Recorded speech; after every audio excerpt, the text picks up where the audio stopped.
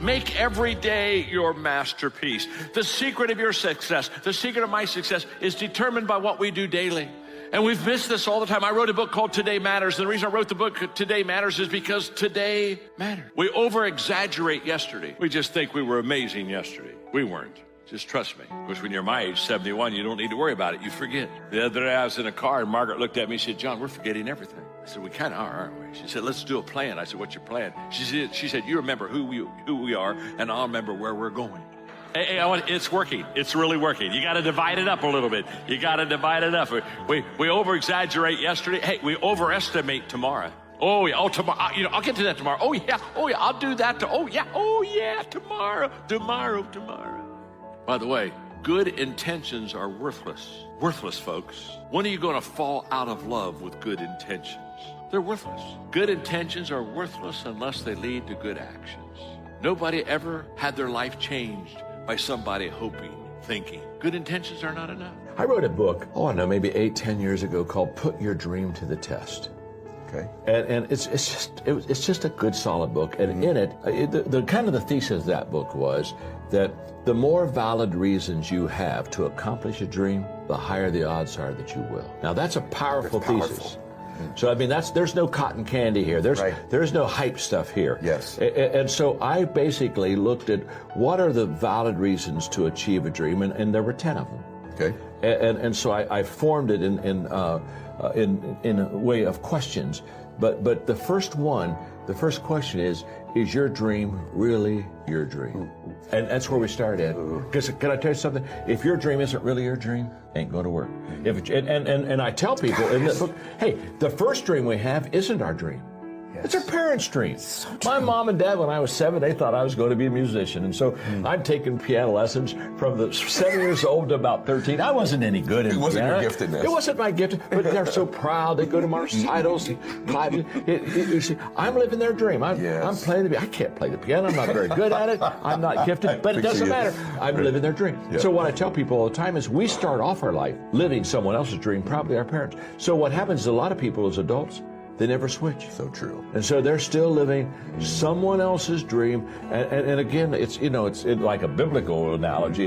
It's King, or David before he was king, putting on King Saul's armor. Yes. It's not fitting, and he's staggering around there. Well, I know a lot of people, they're putting on someone else's armor, and they just aren't going to achieve because it's not who they are. It's not their dream. The first thing I want you to know that success is not a destination. Well, and if we all got our act together collectively and stop making things worse, because that's another thing people do all the time. Not only do they not do what they should to make things better, they actively attempt to make things worse because they're spiteful or resentful or arrogant or deceitful or homicidal or genocidal or all of those things all bundled together in an absolutely pathological package. If people stopped really trying just to make things worse, we have no idea how much better they would get just because of that. So there's this weird dynamic that's part of the existential system of ideas between human vulnerability, social judgment, both of which are major causes of suffering, and the failure of individuals to adopt the responsibility that they know they should adopt. It isn't merely that your fate depends on whether or not you get your act together and to what degree you decide that you're going to live out your own genuine being. It isn't only your fate, it's the fate of everyone that you're networked with. And so, you think, well, there's 7 billion people in the world. We're going to peak at about 9 billion, by the way, and then it'll decline rapidly, but 7 billion people in the world, and who are you? You're just one little dust mote among that 7 billion, and so it really doesn't matter what you do or don't do, but that's simply not the case. It's the wrong model, because you're at the center of a network. You're a node in a network. Of course, that's even more true now that we have social media. You'll know 1,000 people, at least over the course of your life, and they'll know 1,000 people each, and that puts you one person away from 1 million, and 2 persons away from 1 billion. And so that's how you're connected, and the things you do, they're like dropping a stone in a pond. The ripples move outward, and they affect things in ways that you can't fully comprehend, and it means that the things that you do and that you don't do are far more important than you think. And so if you act that way, of course, the terror of realizing that is that it actually starts to matter what you do. And you might say, well, that's better than living a meaningless existence. It's better for it to matter. But I mean, if you really ask yourself, would you be so sure if you had the choice? I can live with no responsibility whatsoever. The price I pay is that nothing matters. Or I can reverse it and everything matters. But I have to take the responsibility that's associated with that. It's not so obvious to me that people would take the meaningful path. You know, when you say, well, nihilists suffer dreadfully because there's no meaning in their life and they still suffer. Yeah, but the advantage is they have no responsibility. So that's the payoff, and I actually think that's the motivation. Say, well, I can't help being nihilistic. All my belief systems have collapsed. It's like, yeah, maybe you've just allowed them to collapse because it's a hell of a lot easier than acting them out. And the price you pay is some meaningless suffering, but you can always whine about that and people will feel sorry for you, and you have the option of taking the pathway of the martyr. So that's a pretty good deal, all things considered, especially when the alternative is to bear your burden properly and to live forthrightly in the world. Well, why try to take on this much responsibility? Why develop yourself to the full? Why try to become all that you can possibly become? Why try to earn as much as you can earn, share as much as you can share, develop every skill you possibly can, see every human you possibly can, go to every class you possibly can, touch everybody you possibly can? Why do that much? Why go that far? Why share that much? Why give that much away? Why try to see everything? Why try to do everything? Why try to become everything? That's a good question, why? And you're the only one personally that can answer.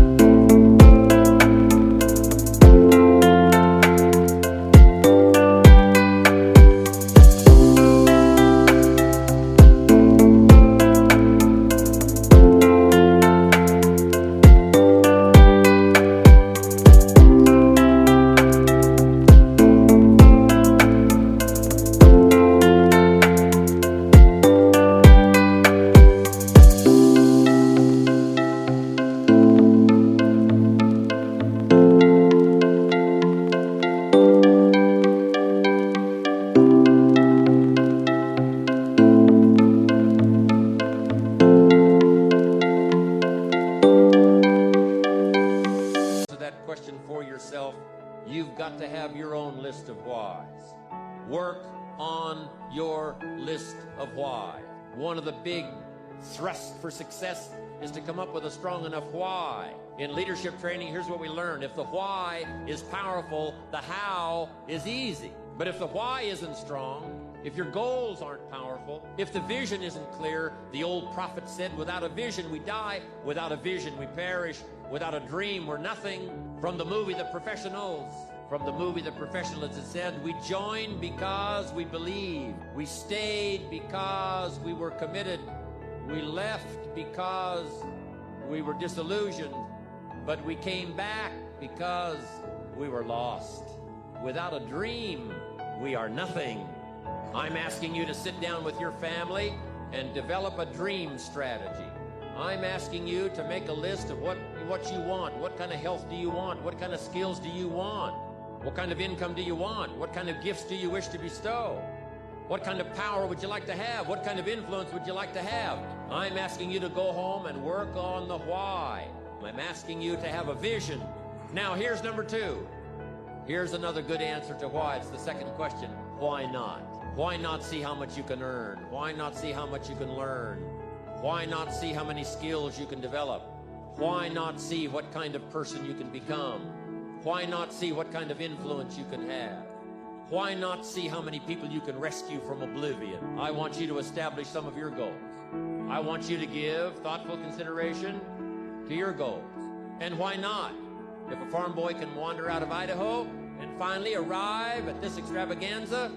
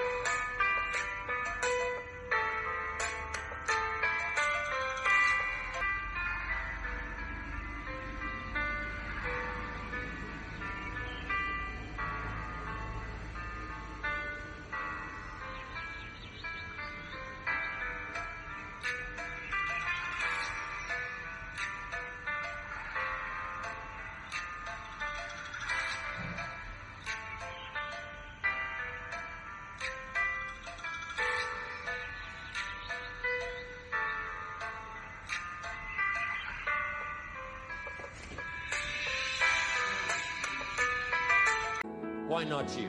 If we've got good health for many, why not the rest? If it's happened for you, why not others? And why not you? I want you to take that personal. Why not? Why not? You've got to stay here till you go. I mean, what else are you going to do? Why not see how much you can do, how far you can go? Now, here's number 3. Why not you?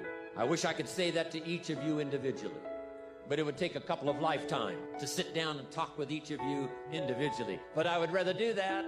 I'd rather sit down and talk with you and your family with the fire burning in the living room than to be standing on this platform.